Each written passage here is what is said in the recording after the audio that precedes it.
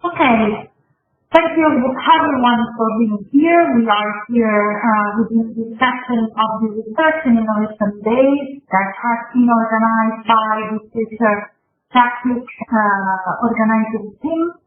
And we are here with this, I would say, relevant interview on the European Innovation Council pathfinder with our Iordanis Arzimanoglou, which is the appointed European Innovation Council Programme Manager for the section Biotech and Health.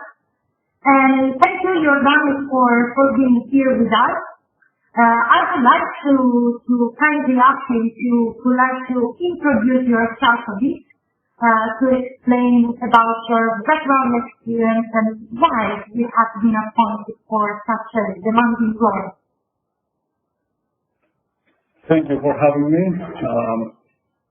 I started my career as a researcher in genetics and cancer research. I started in Mountain Greens, and then I moved to New York. By training, I'm a medical molecular geneticist. I did this training at Cornell, New York, after I completed my PhD in Europe, and ran a career there as a researcher and chief of cancer genetic research. Then I did 1 year international business program, having my mind when I came back after I completed my career as a researcher in the States. This training program got me into biotechnology because I wanted to have one foot in academia and one foot in industry. And after that, I moved to management positions in Europe, being the chief executive officer of one biocluster in Denmark and one innovation zone in Greece. In the last years, I have been working partially as an advisor to genetic, genomic companies and as EIC coach.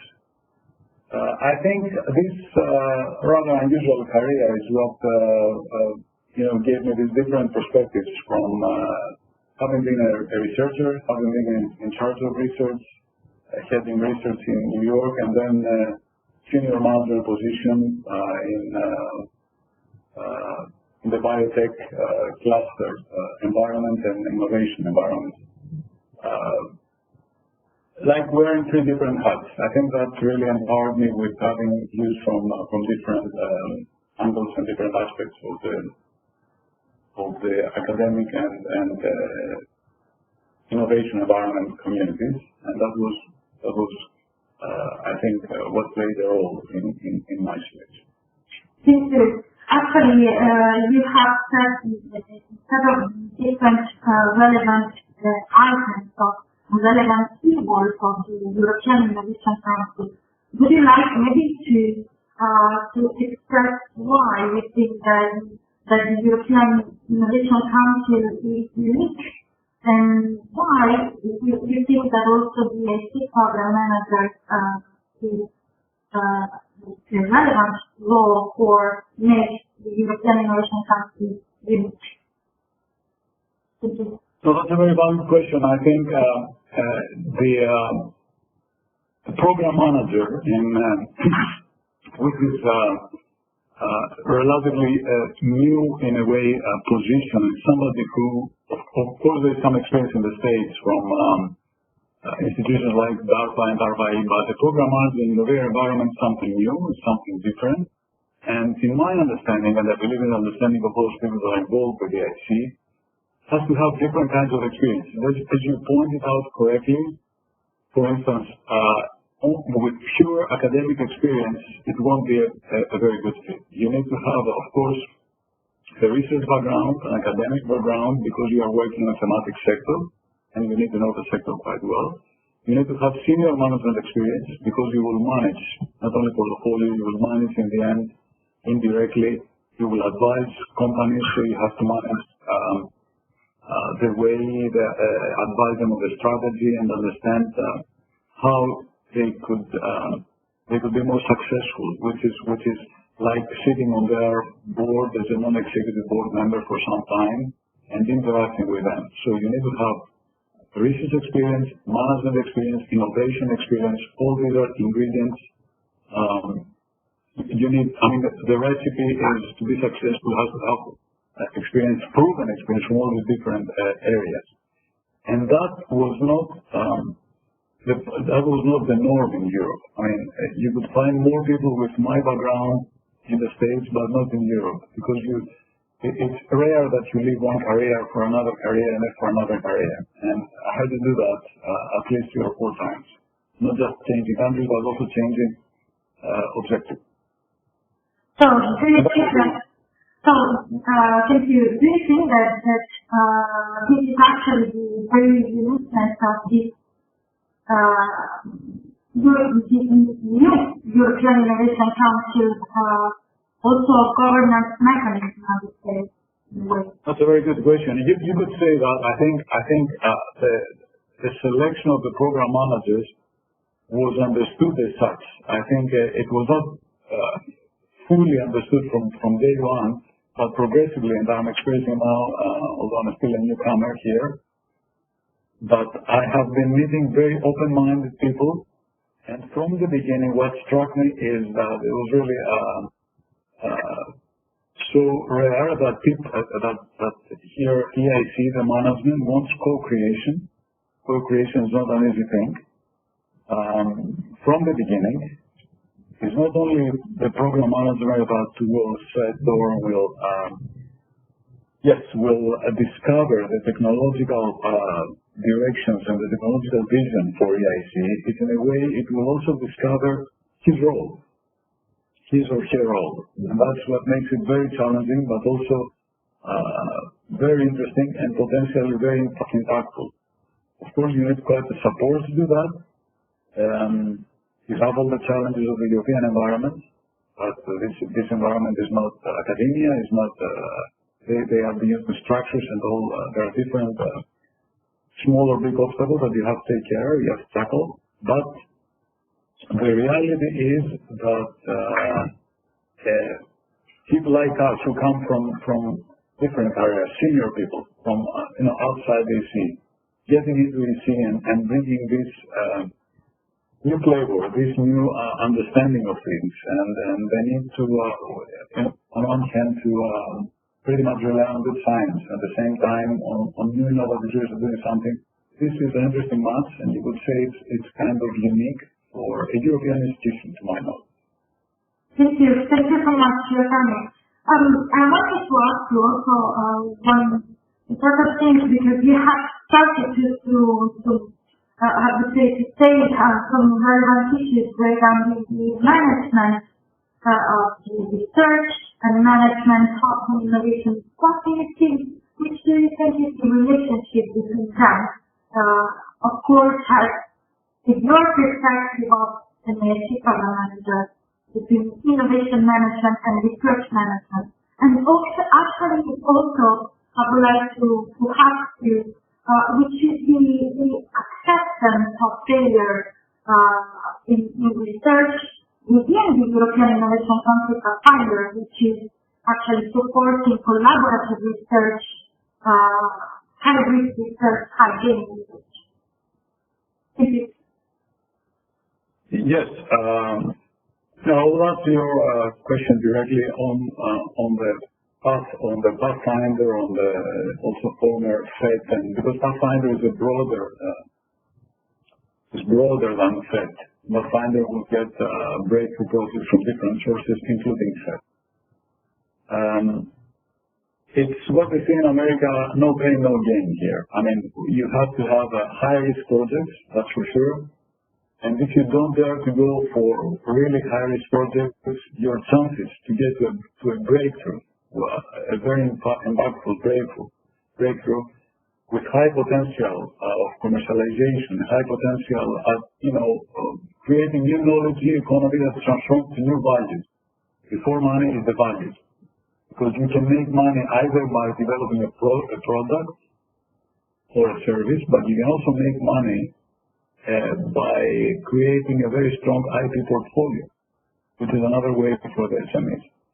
So the reality is that from all this cycle of development, you can find people that can help you in different steps of this chain of development.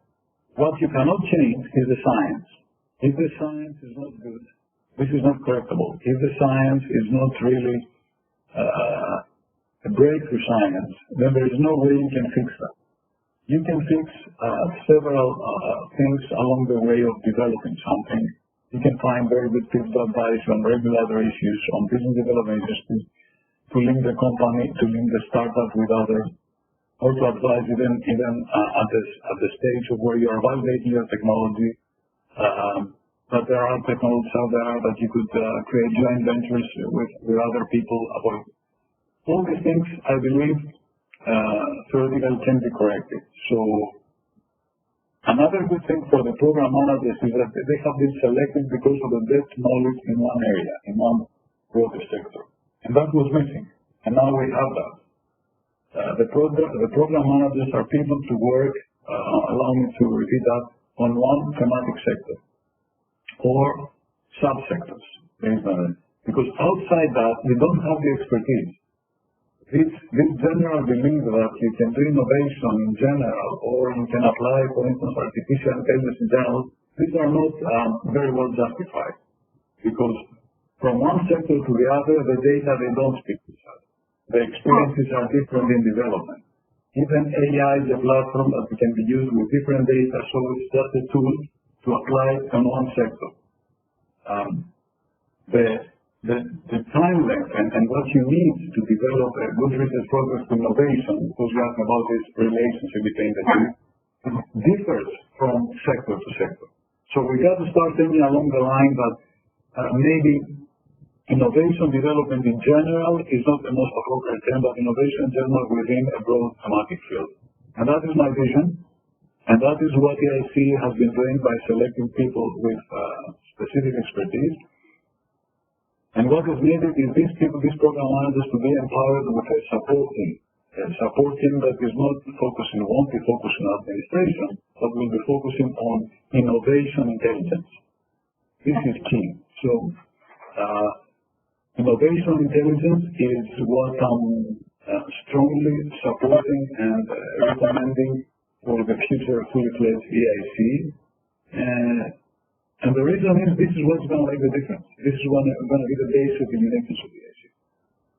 This is actually really interesting that you are going to be supported, because actually you will have an eye with different I would say, sector organizations, bases, different, all the actors, relevant actors in Europe, within the specific sector is located biotech, but of course there will be other EIC Programme Managers and Programme Manager appointed that will have an eye on other relevant sectors, and this is actually quite good that you are going to have a comprehensive team around you that is going to support this ambitious aim.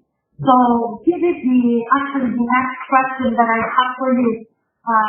What are your personal expectations for this role? That's a very good question. Let me just answer your previous question. The potential is high here at the EIC, but there are also challenges. I want to be frank with you. The challenges is that although the understanding is there and we are in, and this is very nice, the system is not really fully ready for us. Hopefully, that is everywhere in the pilot phase.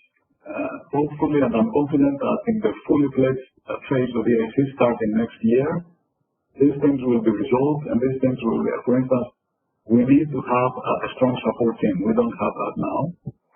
Hopefully, we'll get that. Also, the understanding within EIC is growing towards the thematic development. It was not there per se from the very first beginning. And each one of us, with his personal experience, of course, trying to bring inside his vision. And his vision, my personal expectation is, as I said, in my field, Health and Biotechnology, which is a broad field, to create what is missing now from a European institution, to create an internal capacity, innovation intelligence capacity to be able to make assessments on the different projects under Pathfinder and have an opinion, which is going to be our scientific opinion on the innovation, the breakthrough. Of course, we will then consult with other experts, but we will have my personal vision is that to have internally the capability, the skills to make a judgment, to make a real assessment about project X, project Y, startup X, startup Y. This is for me was the driving force, if you want, and part of my vision when I decided to join EIC. How do you do that? You do that you do different things for it. The PM is somebody who follows the current global trends all the time in his field, so he has to be really informed, meaning lots of reading of what industry does and what a good university do in research-wise.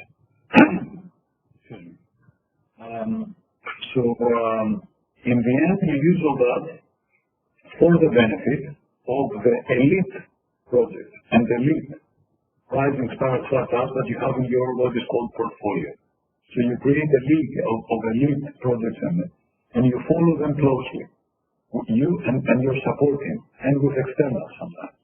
The goal, what is my expectation, is not what is usually heard as to create another Google or another Microsoft. That is something nice to have. If it happens, it will happen. The goal is, by closely monitoring and following a group of those projects, is that you do specific things, specific moves, but they create an added value for them, and they enhance and they augment their valuation. One thing. Another thing is that through the partnerships that you can recommend to them, or you can discuss with them, there is a possibility to because you have in your radar, you have different companies and different projects. You know something that they don't know. Who else is doing what? So you inform them about that, and you advise them that, for instance, about competition in one case, or about the potential synergy in another case. And that potential synergy can create more assets in the new legal entity or in the new partnership. And having more assets, your chances to be funded by private investors are higher, getting higher. Also, the chances to in a more rapid manner, reach your goal, which is a new product, they also get enhanced. So all these moves and all this, strategic intervention in a community, in a selected elite of companies and projects, can pay off by more private money put in these companies and these projects, but also by faster getting to the point of the commercialization. This is the desirable that you want to commercialize what you have developed. That financially means high valuation. So you may be following 20 companies and 20 projects, and 2 years down the road, their valuation, their technology valuation is 5-fold higher than 2 years before. That is a personal goal. Another personal goal is, have you been a catalyst of 10 new licensing deals of technology platforms? That can be translated to money. These things can be measured. These things are what is called KPIs. And this is the goal of the program manager, in my understanding, to increase the value of his or her portfolio in a measurable manner. Thank you, Iordanis. Actually, I was really listening to you with attention, because before you were mentioning, and I think that with this answer, you had also give us more information about what do you think that is the EIC Pathfinder, that should be the EIC Pathfinder in a fully fledged European Innovation Council. Do you think that besides what you have told to us right now, because you give us a really comprehensive vision of your vision of the EIC Pathfinder, do you think that before you were saying that the European Innovation Council Pathfinder is not only set is not only what was said. In one sentence, what do you think that is going to be also embraced in fully fledged EIC pathfinder that was not in that?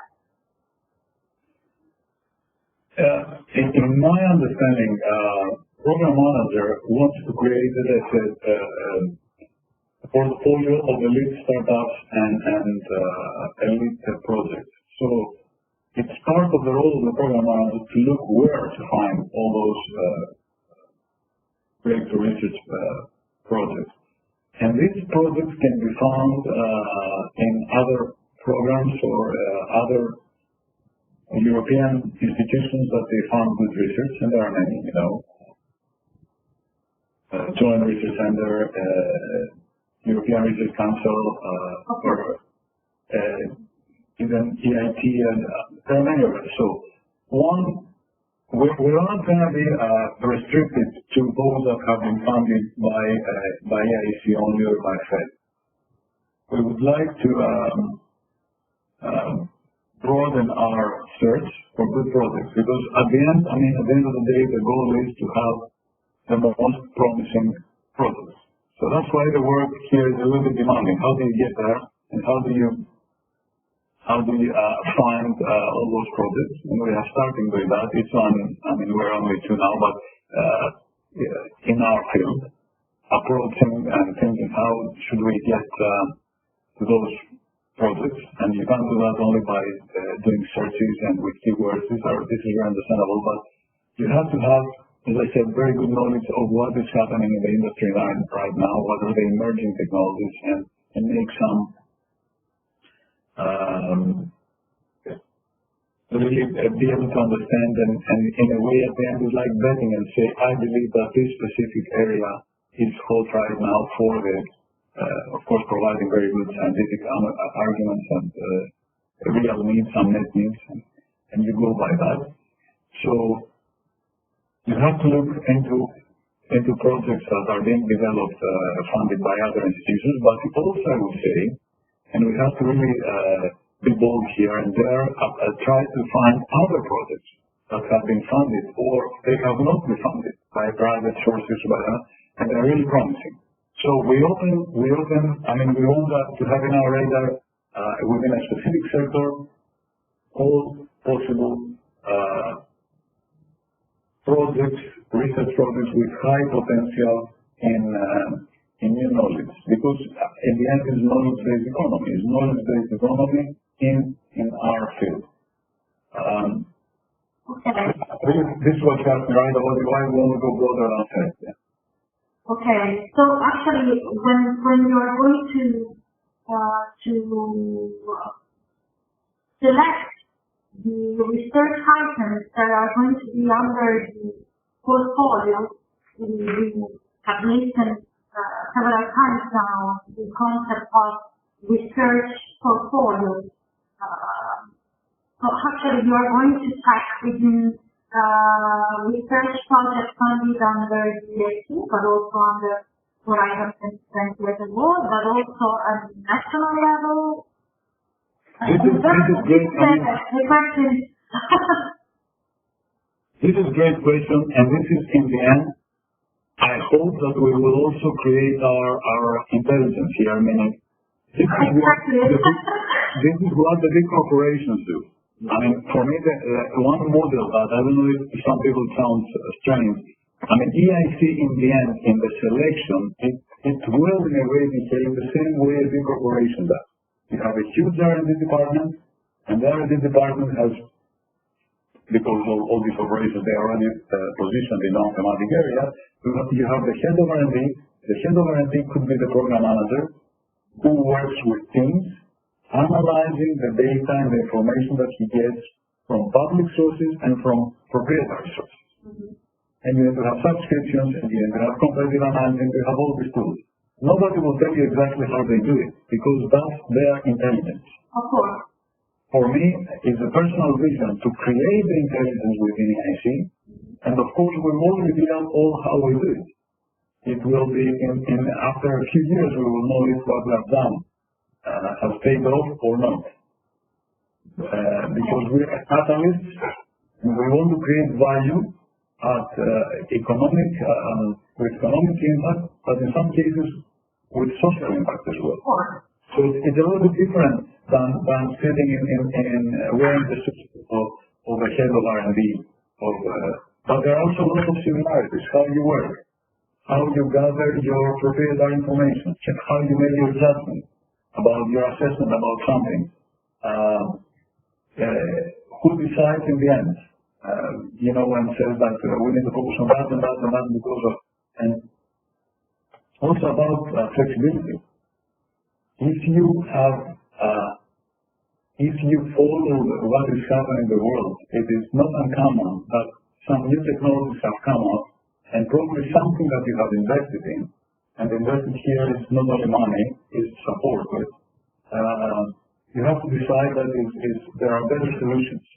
It's a go, no go process. That's why I said it resembles the corporation. The corporation, the management of the R&D does go, no go process all the time. We continue that project, we enhance our efforts, or we terminate that project. We should be doing the same.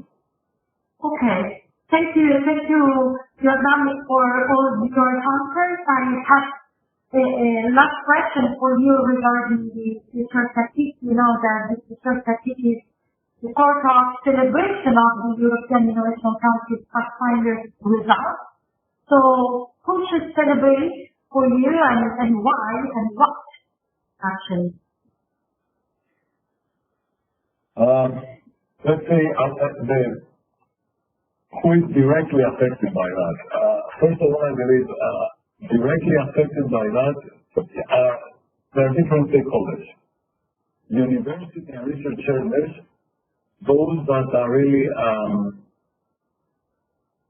the forefront, and they have in their agenda, they are serious about doing radical, innovative frontline research.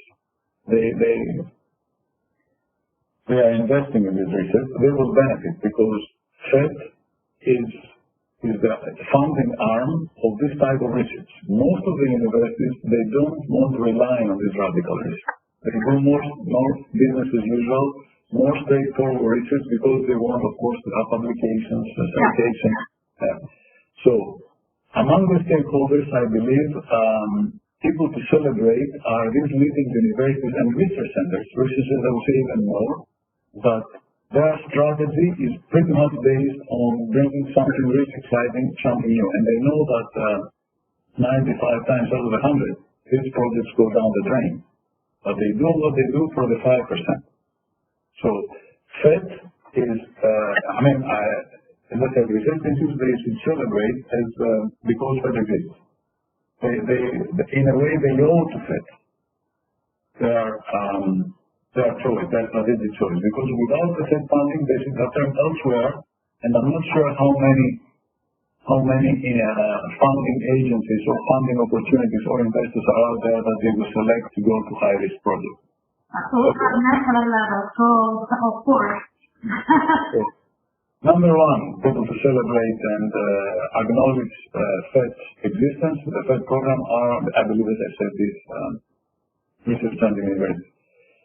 Then is the industry part that also, again, it's not all industry, most of the enterprise of the United, there is a lot of industry in generics, non-innovative drugs. They don't care at all about it. But the companies that are developing innovative drugs, and they know that they cannot really create revenues from either doing a small improvement in one drug, or just repurposing a drug, or doing all these modifications to bring a new drug to the market. There are some companies that they go all the way from scratch, finding a new target, a new hit, and do the development of a new drug, a new diagnostic. Those leading companies, they should be thankful in a way to funding agencies that they support breakthrough research in the very, very early stage of development, where they are not there. So FET is one of the agencies, one of the is a program that supports that. So for those companies, FET is a good thing because it solves their problem. It allows some breakthrough research to really get to the next level from A to B, to be validate the technology, to be optimize the technology, and they will get into the picture much later. So they should appreciate that there are entities like FET, and they make it happen for them. And this is number 2 stakeholder, I would say. Small portion of the industry, small or big, I'm not sure right now, probably small, but the portion of the industry that focuses strategically in their pipeline on innovative drugs, diagnostics, looking for my friend, the same apply in another type of industry, in defense, for instance, in innovative new technologies applicable to defense.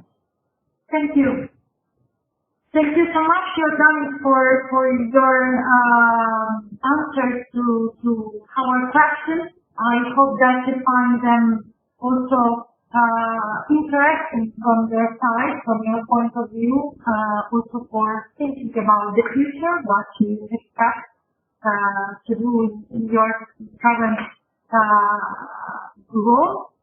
And I would like also to thank you for your passion and for your collaboration to this celebration of the EIC Pathfinder results.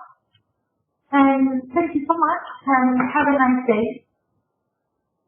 Likewise, thank you for the opportunity to discuss with you my views and my new role. Thank you. Thank you. Bye. Bye-bye.